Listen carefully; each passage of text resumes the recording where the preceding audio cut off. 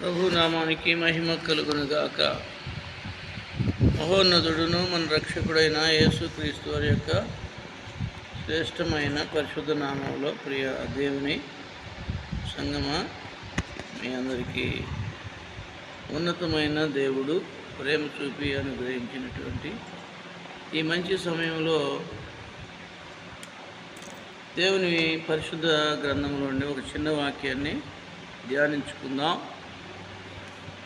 యెషయా గ్రంథంలో 49వ అధ్యాయం, యెషయా గ్రంథం 49వ అధ్యాయము 25వ వచనాన్ని చదువుదాం ఒకసారి. యెహోవా ఇలాగు సెలవిచ్చుచున్నాడు,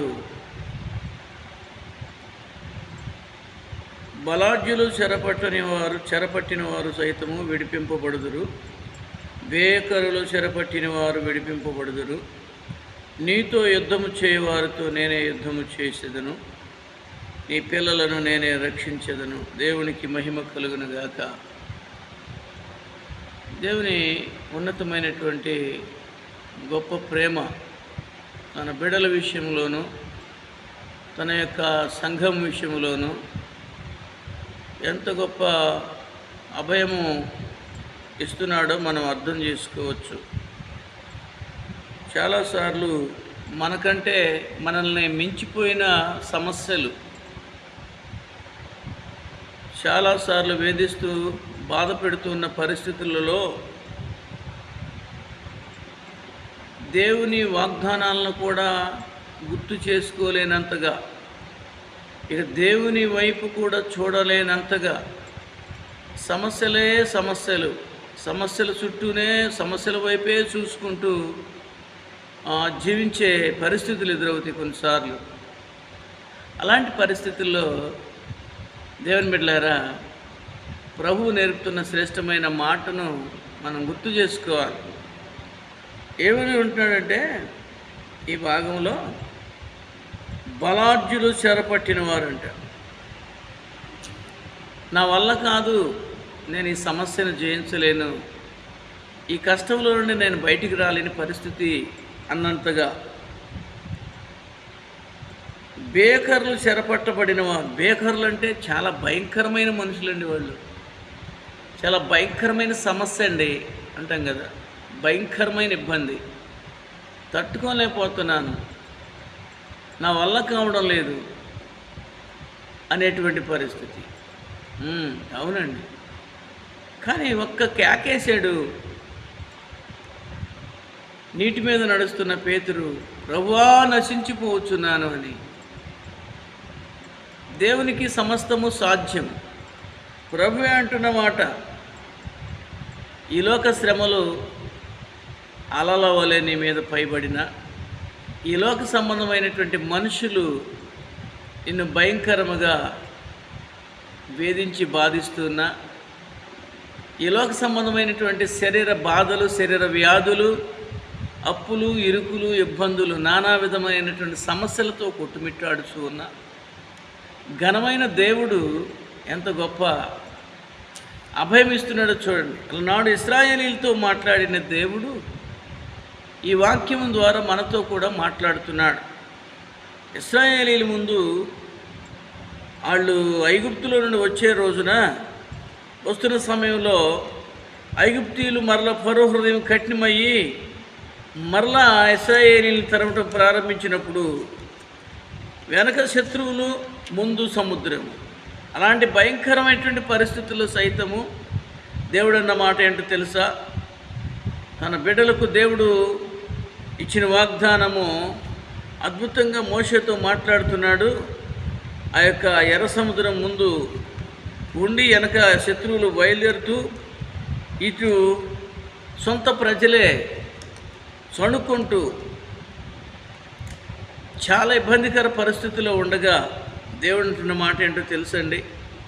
ఇదిగో ఆ యొక్క నిర్గమకాండ 14 ఉంటుంది, యెహోవా మీ పక్షమున యుద్ధము చేయును, మీరు ఊరకే ఉండవలెనని ప్రజలతో చెప్పారు.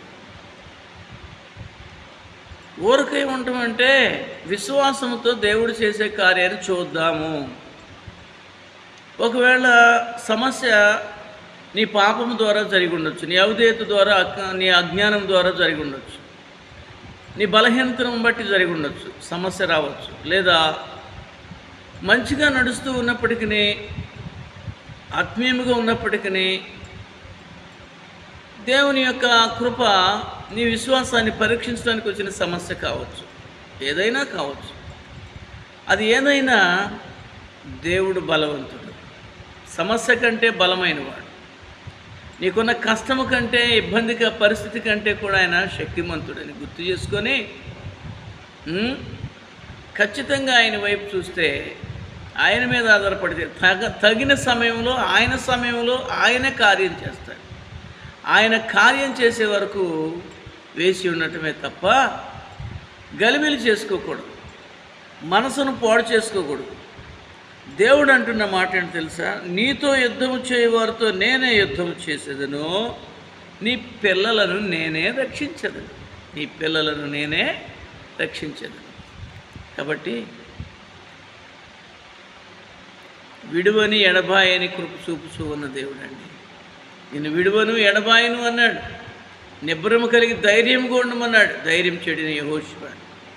కాబట్టి ఇంత మంచి దేవుని కలిగి ఉన్న మనము ధైర్యంతో, నిబ్బరంతో దేవుడు చేసే కార్యమును కనులారా చూడటానికి దేవుని ఎదుట విశ్వాసముతోనూ నిరీక్షణతోనూ ఆయన బాహుబలము చేసే కార్యమును చూస్తూ దేవునికి మహిమ తెచ్చేవారముగా, దేవునికి మహిమకరంగా బ్రతకాలి తప్ప ఈ సమస్యలో నా వల్ల కాదనుకొని చచ్చిపోదాం, లేకపోతే ఇక నా జీవితం వేస్ట్ అనే నెగిటివ్ థాట్స్తో, నిరీక్షణ లేని ఆలోచనలతో నీవు అశాంతికి, అసమాధానానికి గురి చేసుకోవాల్సిన పని లేదు.